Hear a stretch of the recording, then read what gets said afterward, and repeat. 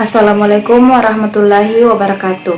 Perkenalkan, nama saya Rizky Fajriani dengan NIM 230404500019. Di sini saya akan membahas materi UTS mengenai konseling dan psikoterapi. Definisi konseling.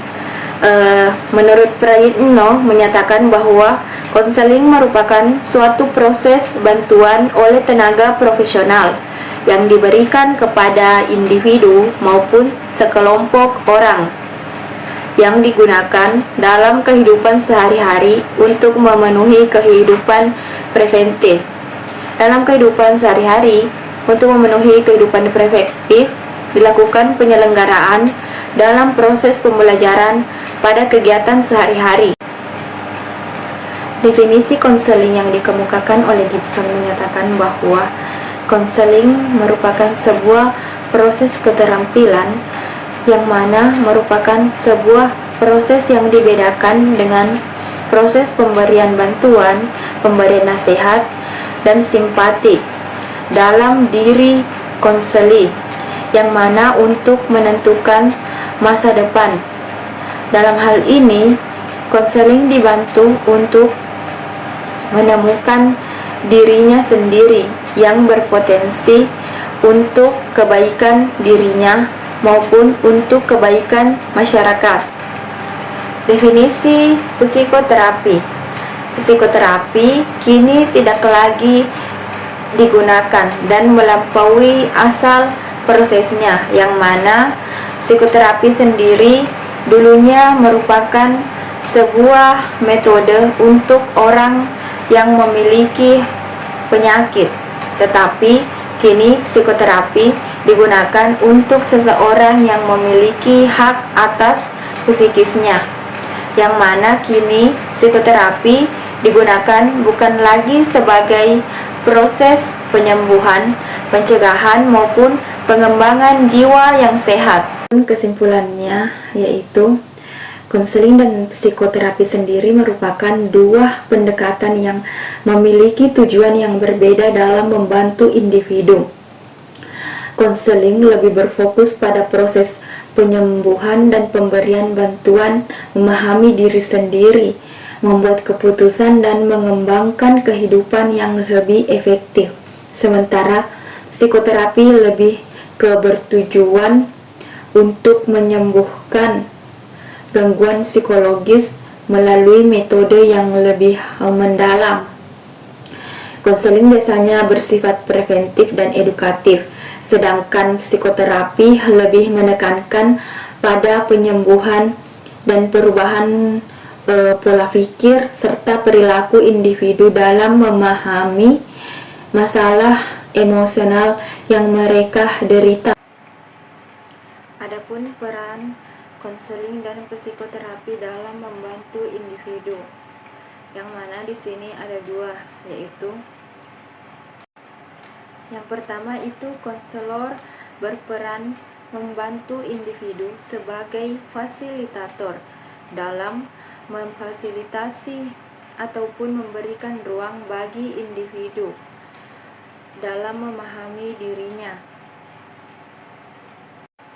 termasuk membantu individu dalam membuat rencana menentukan pilihan dirinya sendiri, agar eksistensinya sebagai bagian dari generasi penerus bangsa maupun pemimpin di masa depan yang akan mendatang.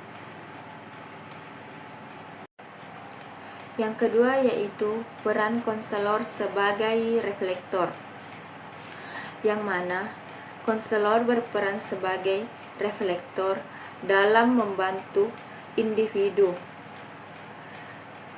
dan ekspresi perasaan individu terhadap apa yang disampaikan oleh konselor.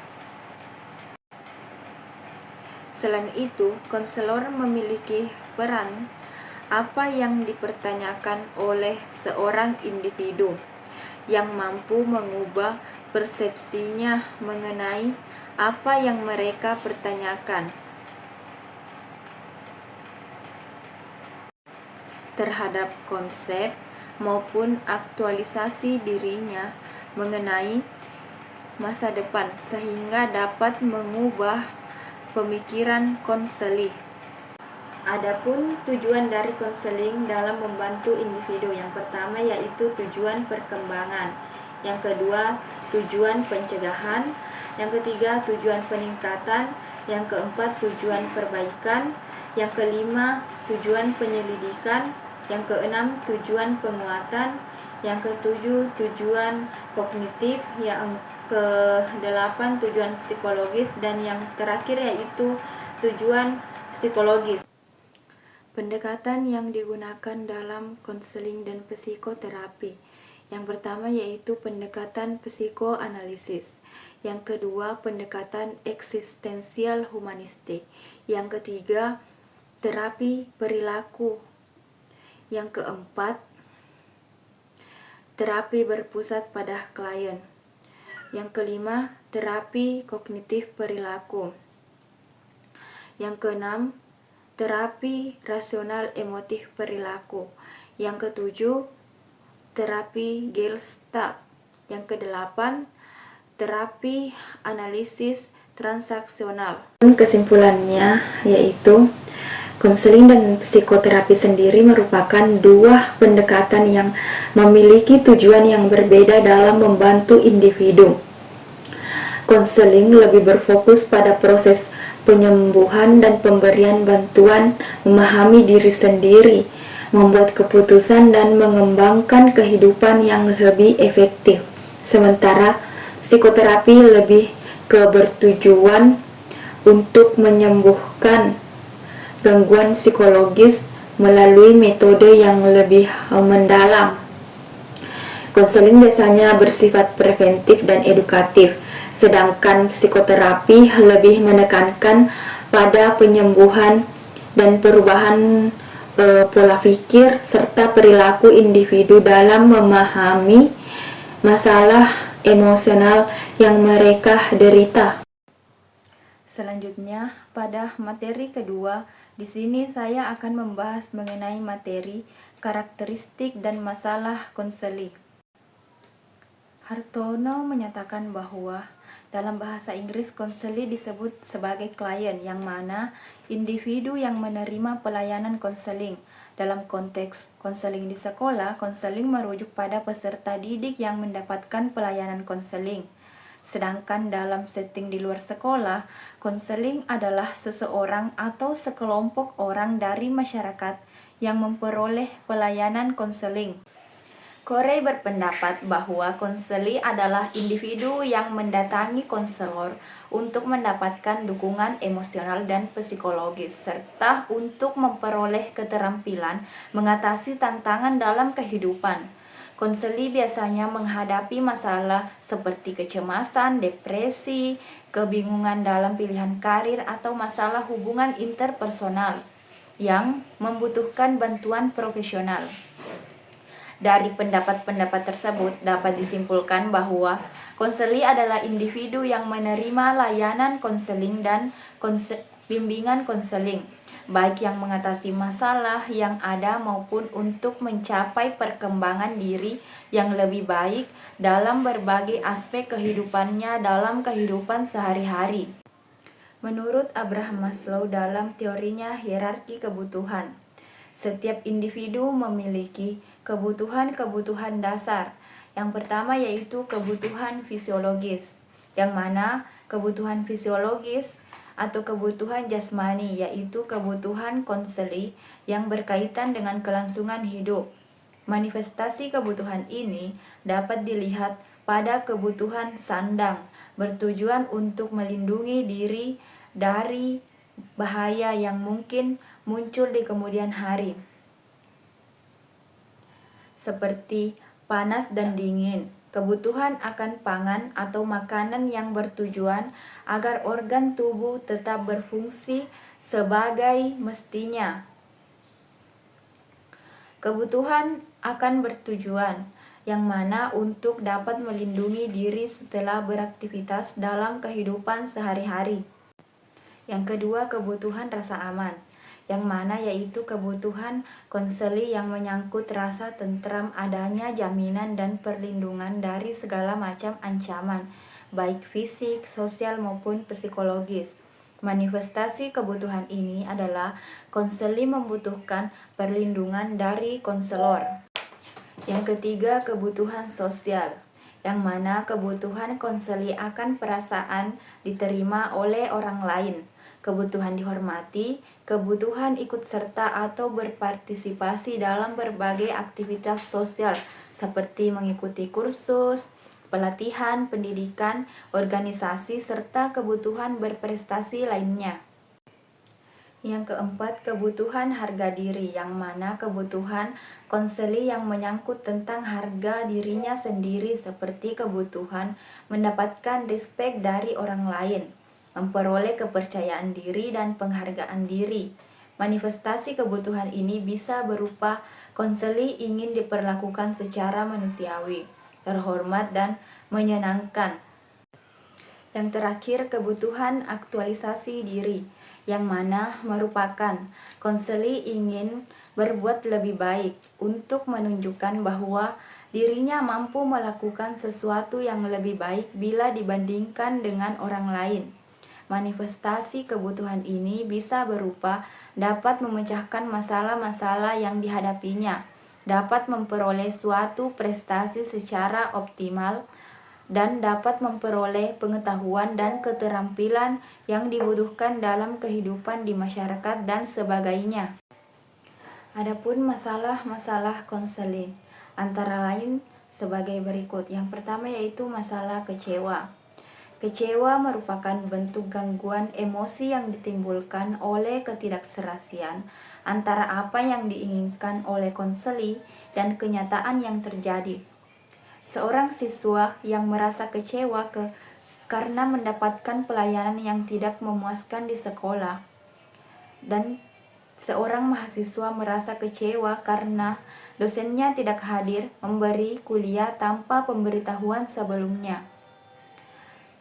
Contoh lainnya yaitu seorang pegawai merasa kecewa karena janji perusahaan menaikkan gaji tidak direalisasikan. Dalam peristiwa lain yang dapat menimbulkan rasa kecewa. Yang kedua yaitu masalah frustasi, yang mana suatu bentuk kekecewaan yang tidak terrealisasikan.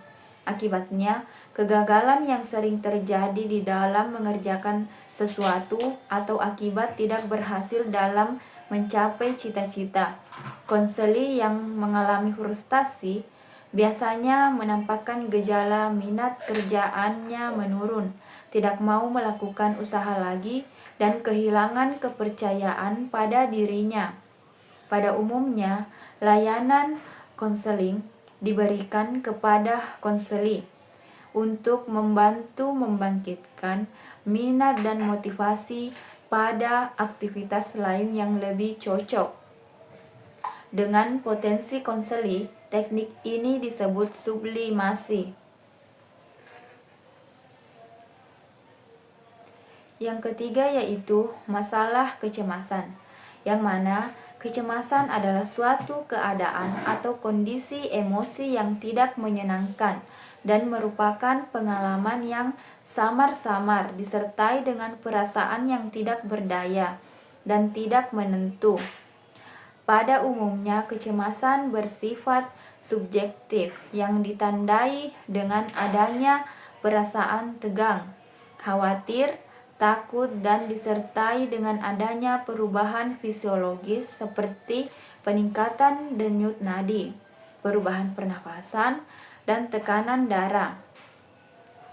Kecemasan dapat dibedakan menjadi beberapa jenis. Menurut Gilmer, kecemasan dibedakan menjadi dua, yang mana kecemasan normal dan kecemasan abnormal. Yang keempat yaitu masalah stres, yang mana stres merupakan bentuk gangguan emosi yang disebabkan adanya tekanan yang tidak dapat diatasi oleh individu. Di sekolah, siswa mungkin mengalami stres saat hubungannya dengan temannya tidak bisa berjalan baik, atau saat mereka menghadapi ujian. Sering terjadi siswa atau mahasiswa ditekan terus-menerus untuk menyelesaikan tugas-tugas dalam waktu yang semakin dekat. Stres terjadi jika seseorang dihadapkan dengan peristiwa yang mereka rasakan sebagai mengancam kesehatan fisik atau psikologisnya.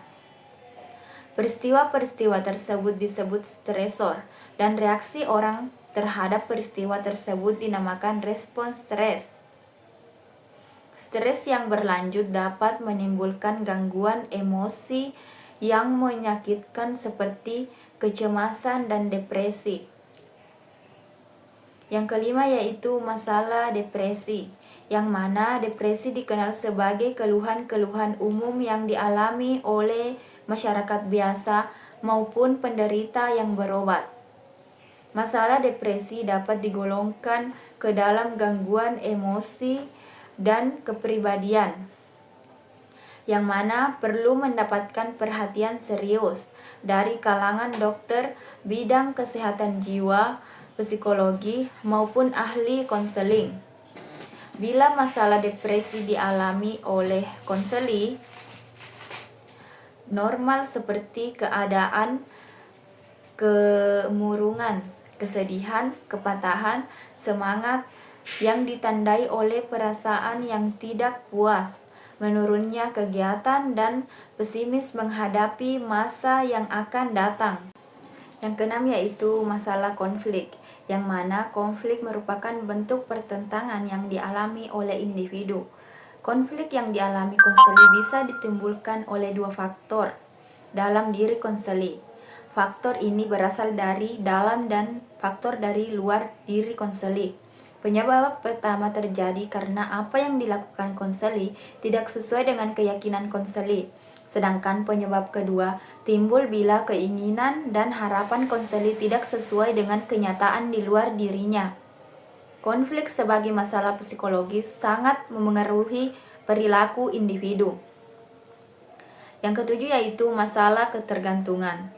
Ketergantungan adalah suatu keadaan di mana seseorang dalam melaksanakan tugas dan kewajibannya menggantungkan bantuan pihak lain.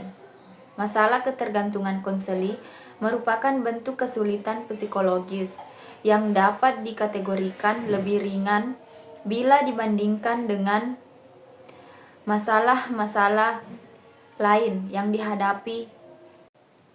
Adapun kesimpulan yaitu konseling merupakan individu yang menerima layanan bimbingan dan konseling untuk mengatasi masalah atau meningkatkan perkembangan diri dalam berbagai aspek kehidupan seperti pribadi, sosial, akademik, dan karir. Setiap konseling memiliki karakteristik yang unik, mencakup kebutuhan, kepribadian, inteligensi, bakat, motivasi, minat, perhatian, sikap, dan kebiasaan yang berbeda, yang semuanya memengaruhi bagaimana mereka merespon proses konseling. Selain itu, konseling dapat menghadapi berbagai permasalahan psikologis, mulai dari kekecewaan, frustasi, kecemasan, stres, depresi, konflik, hingga ketergantungan. Jika tidak ditangani dengan baik, maka akan menimbulkan masalah yang dapat berdampak negatif dalam kehidupan konseling. Demikian materi yang dapat saya jelaskan. Lebih dan kurangnya mohon dimaafkan. Wassalamualaikum warahmatullahi wabarakatuh.